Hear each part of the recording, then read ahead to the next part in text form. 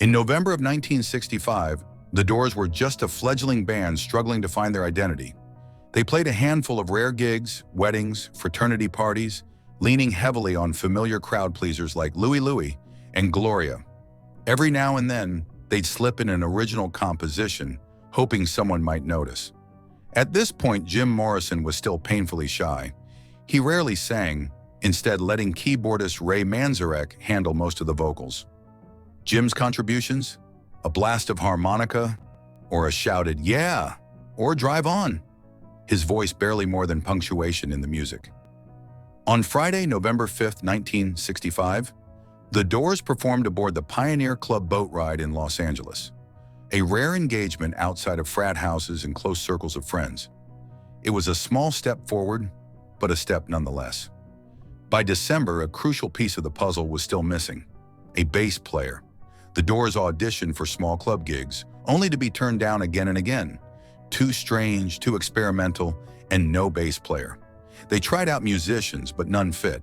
As Ray would later put it, "We never found a bass guitarist we wanted to work with. They always played too much." No one understood the sound we were after: sparse, hypnotic. Then during a failed audition at yet another club, Ray noticed something: a Fender Rhodes piano bass sitting atop a Vox Continental organ, just like his. Curious, he turned on the amp and played a few notes. It clicked instantly. I said, "This is it. We found our bass player." And with that, the foundation of the Doors' unmistakable sound was complete. On Wednesday, December 8th, Jim turned 22 and began to transform. His voice grew stronger, more confident. He started bringing crumpled sheets of paper or coffee-stained napkins to rehearsal, filled with raw, poetic lyrics. The band was tightening up, and fast. A few nights earlier, on December 3rd, they played a loose, fun set at a New Year's Eve party hosted by the affluent Krieger family.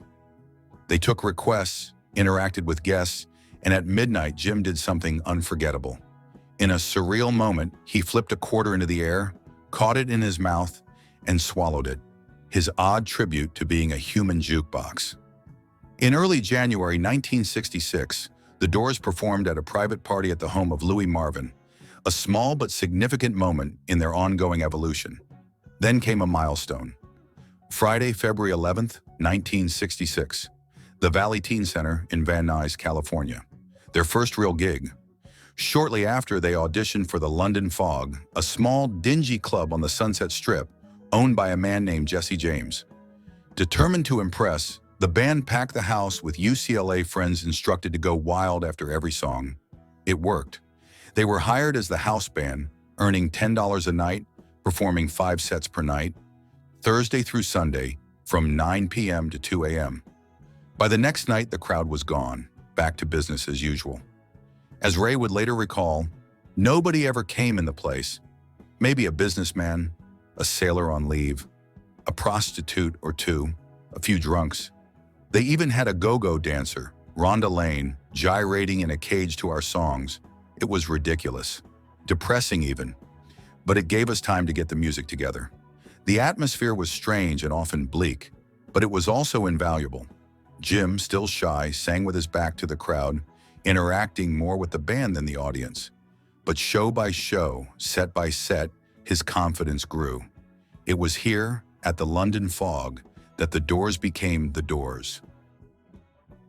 As Mirandy Babbitts remembered, the Doors weren't very good then. Other bands didn't think much of them. Jim's antics were seen as strange. He didn't like performing. He didn't think he was any good. He was nervous, self-critical, as if he felt like a sham. It made him so anxious he had to get completely drunk just to get on stage. The London Fog wasn't glamorous.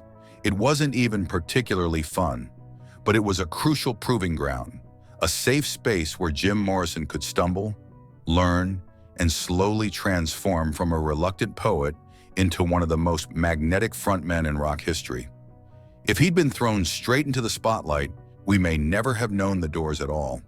This dingy little club, this forgotten chapter, was the beginning of everything.